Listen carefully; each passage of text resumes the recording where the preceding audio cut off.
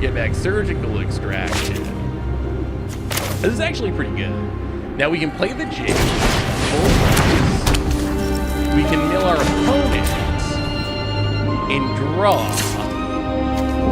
And okay, we hit a dark rage. We're also going to have underworld rage, but getting rid of the dark rage also should be able to fizzle the combat. Yeah, I mean, it looks really neat. There's just so many cool twists that you can do like Goyf. Because Goyf kind of just has like, it's not vanilla, but it's very vanilla. Even though it's got a ton of text on it to like make its power and toughness work right, but it's hard to like adding abilities to, which seems to be what they're doing with the commander breach. Well, there's the breach. So I think we just have to surgical the dark.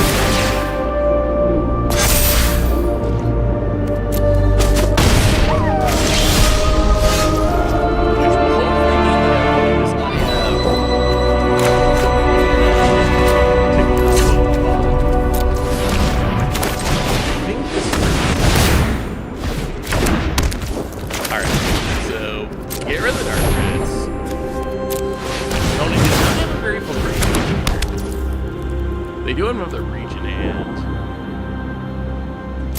but they don't have infinite mana, which is big. Hey, Seth, on the latest EDH podcast about cards you need to play. Do you never have assembly because you know you want to play them, but you know that others would play them and would maybe play them. Examples for myself: Voltron commanders, especially Burning Skullbriar, and more interesting these two. Have I ever, so, I don't know if I've ever hit a deck.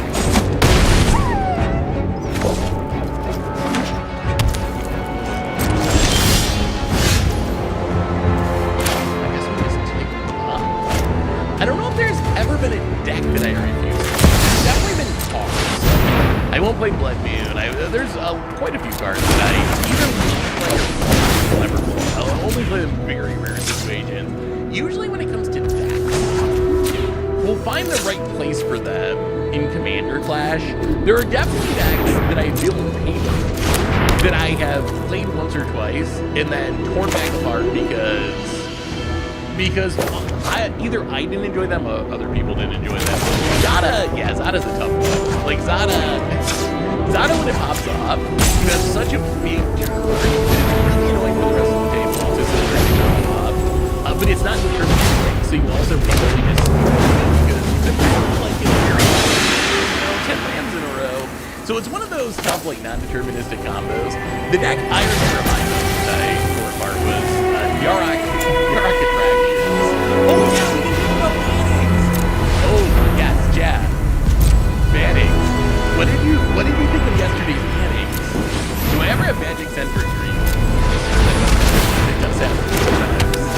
It does actually happen. It's kind of weird. It makes me feel like I must be too much magic. but yeah, what did you think of the banning? So yesterday, the BNR announcement, they banned essentially stickers and attractions everywhere except for Banner, which I think is just okay. So opponents play the bonus. We will kill the bonus. They will pick our games. We will draw. Not great. Well, that's there's other problems for us now. But who's here? Surgical. Rage. We don't surgical rage. And get rid of the breaches. Even when like, since we're moving in, there's so much value up, you gotta get rid of it. I think the ban list update really reinforces all the people who complained about stickers and attractions when they were released. It really vindicates the leaders this time, which I was one of. I think everyone everyone was, or not everyone, but many people were like, it is not a good idea to competitive formats. It ended up being right in this case. But yeah, attractions, Yark attractions, they've torn apart. Did any of you play Palmer? Well, I mean, let's go out on our own terms. 1, 2, 3, 4, 5, 6, 7. Orcish Bowmasters off the Luris. Hooray. Well, apparently 2 surges is not enough. There's a grab and what did you think of the all the glitters manning? Because I haven't played Pauper live. Well, that's if you need some build cards, you get them from our sponsor card, GameOverCardGame.com/MTD. With all the glitters manning and good things.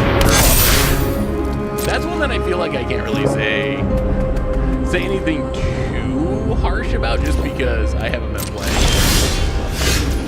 I mean, it was probably I think out of all the formats, I trust Gavin and his bannings. I trust Gavin and his bannings more than pretty much anything. Like, I think Pauper bannings are handled better any format.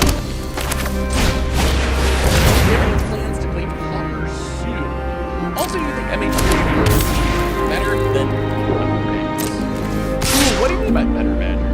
Like, sell more? Or be more powerful and modern? I guess it depends on the definition.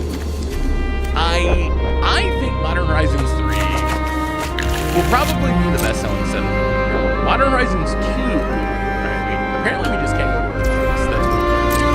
Modern Horizons 2 was the best-selling set. So I would say that I think it's likely to be the best-selling set of the year, but I would also be surprised if it actually beat out Lord of the Rings as the best-selling set of all time. I think it will certainly have a big impact. Like, I'm gonna pull up the leaks again for a minute, so if you're a leak avoider, avert your game. But like, we've been looking at some of these previews, or leaks, I guess, are really impactful. There's a lot of cards that I'm like, okay, that's something that is powerful enough to see play in a format like Modern. Even down to random uncommons, like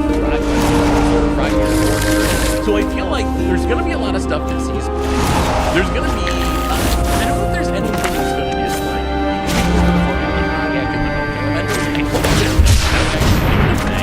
but there's a lot of cards that I'm like, okay, that's strong enough to actually play in Modern. And then you get the sprinkling of the interesting reprints as well. This card, man, there's so many cards. I could spend all stream just talking about these cards. How good do you think this card is? This card I'm really torn on. Wrath of the Skies.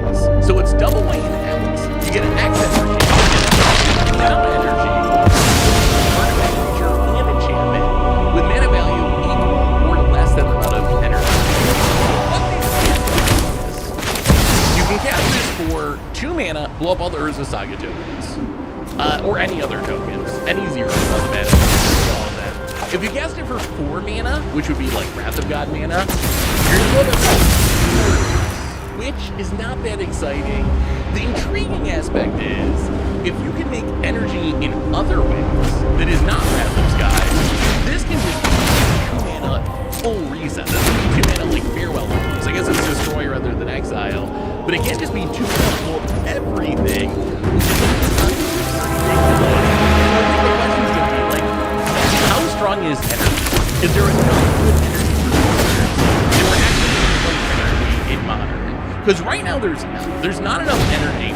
Yeah, I guess that's the other way you can go, right? You can just be like, I'm going to make so much mana that I'm just going to cast this X equal, like, whatever, or something, and I'm going to blow up everything. That's a little realistic. But I feel like this is a really heavily costed card. And this is a design I love, right? So I think what are so exciting to me is I can see it seen play in certain situations as like a sideboard card, or in certain decks